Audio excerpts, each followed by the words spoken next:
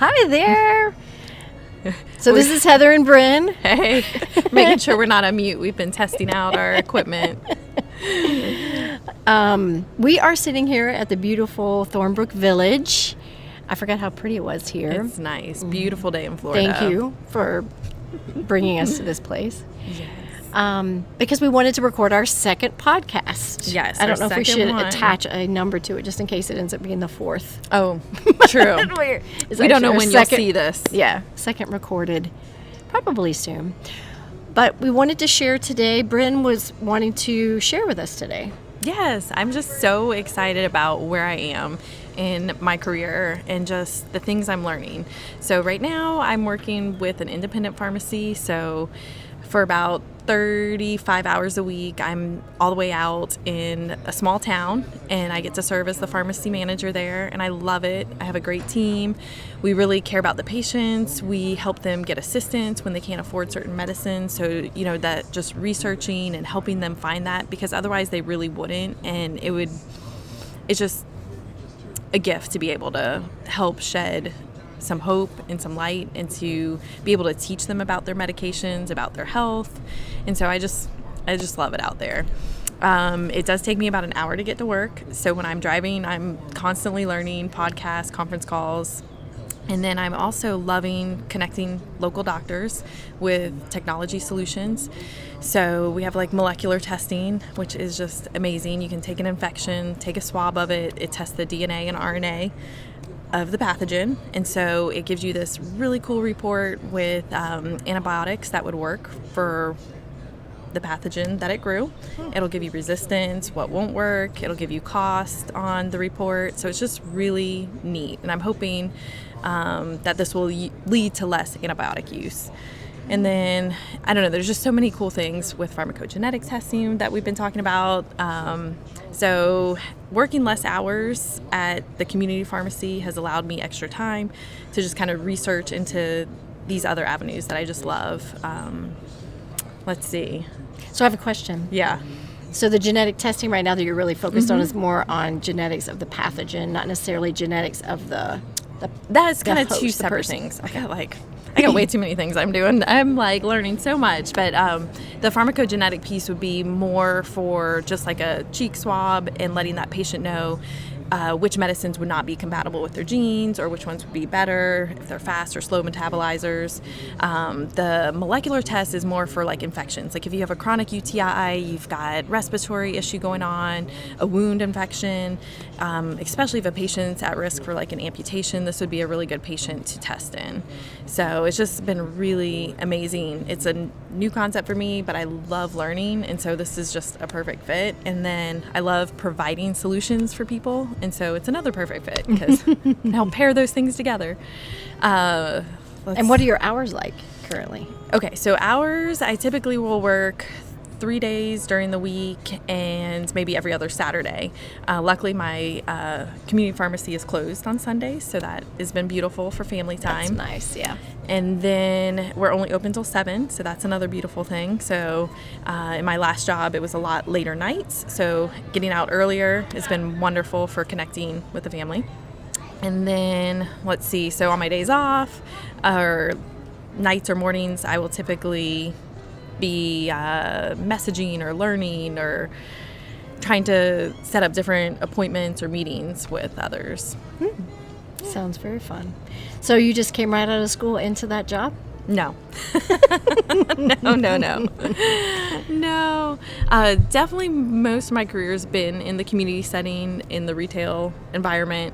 I worked for a long time for the same, a chain.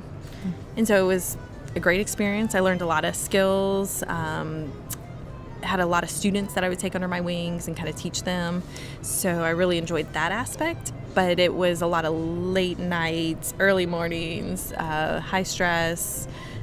So it became where it wasn't as compatible for family life. So trying to decide to make a switch was challenging. You had to weigh all the pros and cons of each of them, and sometimes when you've been doing something for so long, it's harder to want to make the change, or if you end up making the change, you fear what you Because might it's be easy. losing. It's easy. The easiest Yeah. thing is to just keep doing what you're doing. I think. Right. So I was very happy. I am thankful to go to my job each day and just help my patients, and it's just hard to explain to someone. So when you were in your previous job and you had the challenges, so walk us through the process. So you're kind of going in your head, I want to change. So what kind of conversations did you have with people? Like, A lot of it too, I would research ways to combat stress. How do you more efficiently run a pharmacy? I would talk to other managers within my organization, and even other pharmacists in different businesses, just to kind of see what ideas they were doing and what led to greater satisfaction, better patient outcomes. So even though I might have been struggling with the longer hours and the different aspects, trying to have that network that you reach out, you ask for help. I started meeting with different people at like the university, and Janet comes to mind, and she would explain the different paths and careers, and she was all over the place, but it was so interesting and motivating to hear somebody that has changed so much within pharmacy. And so that hearing stories like that really helped me go, oh, okay. I'd reach out to my old interns to see what they were up to. They would connect me with other people that I could talk to. I remember running into one of my old professors, and he had made a switch into like emergency medicine, and he just explained how, yeah, when you start, you're like a brand new student on this like new rotation, but it's your career. And so just hearing the honesty there, and like, yeah, there's going to be a growth curve when you change, that helped me realize like, okay, this can be done. Yes, there's growth, but you've just got to try something new. but I think it's easy to be in that position and just kind of feel like there is nothing out there. Like, Right. oh, there is only this, and maybe This the is what couple I've been other things doing. I knew about. And so it's hard to even imagine that there's a lot out there. There's a lot that we can do, and we're going to keep talking about that. But so you talked about you had conversations with other people. Yes. So then you kind of get it in your mind that maybe you really want to do this, and I'm sure there was a point where you spoke with your husband about it. Oh yes, yeah, lots So of how did that conversations. go? So tell me the kind of conversations you had. He is an engineer by trade, so very analytical, which is nice. So like a lot of pros and cons that we would kind of evaluate. But it just got to a point for our family where it's like, okay, you have to change. You can't just keep doing the same thing. So I reached out to old bosses and just old connections, and just to see what's out there. I started doing different, like I thought about residency, I thought about VA, I thought about all these different things. But it's so hard when you start researching it, because you realize how much there is. There is so many cool things to do. So just trying to find something that would fit best for our family needs, and also for the gifts. Like I care for patients. That's what I like to do.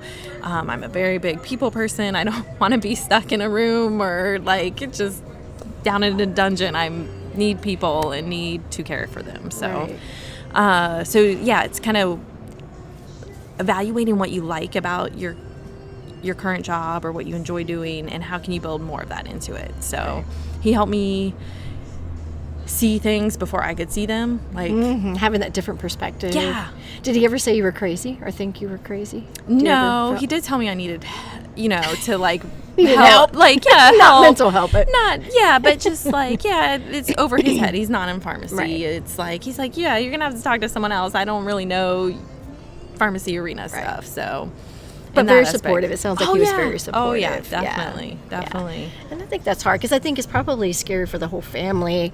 And I'll get to tell my story another time, but I think there's a process of just going, not just me saying, can we do this, but like the whole family. Like you guys had that family conversation. What is that going to look like? Right. And, When you have like a young child, depending, you're like, there's a lot of factors. You've got like insurance, you have your retirement, you've got all these like different factors to think worry about. Yeah. And then you're like, how do I transfer all these? It's been a learning curve, but So it was challenging to make that switch, or to finally say, yeah, we're going to try to work out these question marks we have. And so how has it been? How has that transition? amazing. Like, just my life is so different, and it's just so wonderful. How did you finally find this job, make the connection that got you this job, or how did that play out? Oh goodness, there's so many little pieces that happened. I definitely am thankful for one of my old interns. She's like, you need to get to this local pharmacy meetup. And I was like, I don't have time. I've got a kid. Like, I'm already working late nights. She's like, you need to go. So the next month it rolled around. I'm like, I need to go. And it was hard. I was about ready to not go. And I was like, nope, you need to go. So I went, and it was amazing. We had this great speaker there, and he, talked about this pharmacy he had created on the back of a napkin and this vision he had. And now he practices, and he has a pharmacy without any drugs in them. And he helps patients with their medicine. He serves as an expert witness. And it was just this new concept to me, new to me, but it was a non-traditional pharmacist. And I started Googling non-traditional pharmacists, and I found there were podcasts, so I started listening to those and reading articles, and I was like, oh, so that kind of got me interested there. And then that also snowballed all my connections, so I reached out to a previous boss I knew she was with the independent pharmacy, and said, hey, do you have any, needs that I can help fill? And they did, so went right into a new job, and I'm so grateful for it because it's very family friendly, very personable.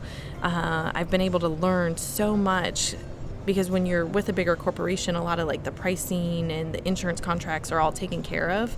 And so you have a whole nother level of things to think about. So just learning a lot there.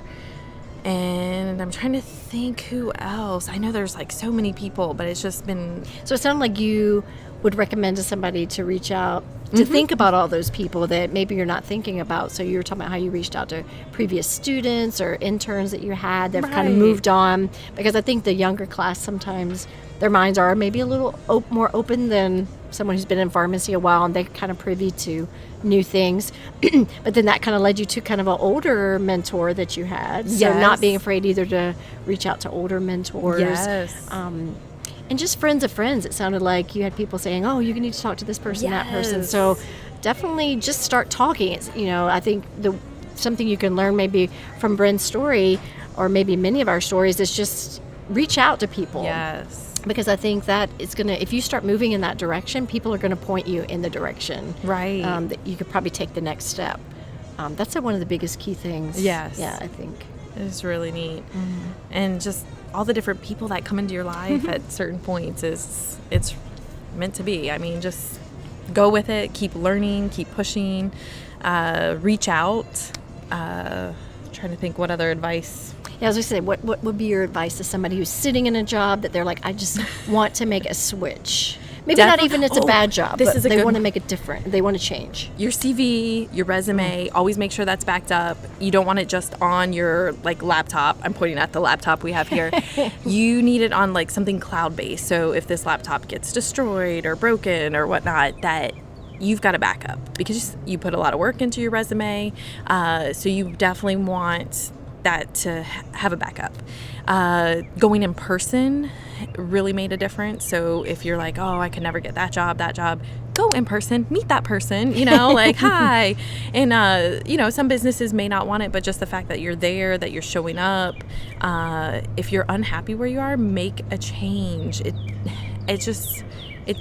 I love how you said that. You said that was the first thing you did was looking at what could you do differently, right? In that setting you were in to just make it better, as a better environment for you, period, before making a change. Yes, yeah, exhaust all your resources, but even if you are completely happy where you are at your job, please just update your resume and CV and keep it backed up because you'll probably be grateful for that one day. Yeah. And also just keep your network up. There's so many beautiful people that are around you and that you could help. I mean, who can you serve and who can you add value to? And just keep looking around. And do you use any social medias to make a network for yourself, or are you more of a face-to-face kind of person? I like the more face-to-face stuff. Sounds like it. But at the same time, with a family and working, I think the maybe social media aspect allows you to quickly message people or coordinate getting together easily. So I mean, it has its benefits there, but definitely I love getting pharmacists together and just hearing their different ideas and where people are going and what they're doing. Well, sounds good. Well, thank you for sharing your story. I think that's awesome.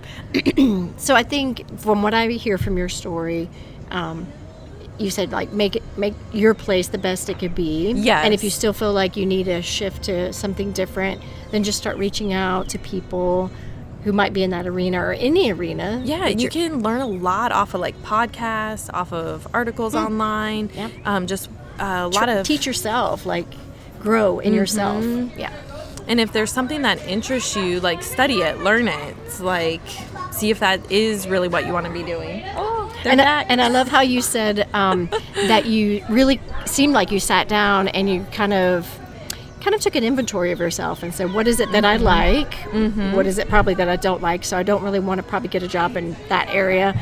And what you are good at. I think realizing what do you enjoy and also what you're good at. Because if you can find both of those, then it's easier to be a success as well. Yes. So. And having a support system, like you're saying, your friends, your family, transitions aren't easy.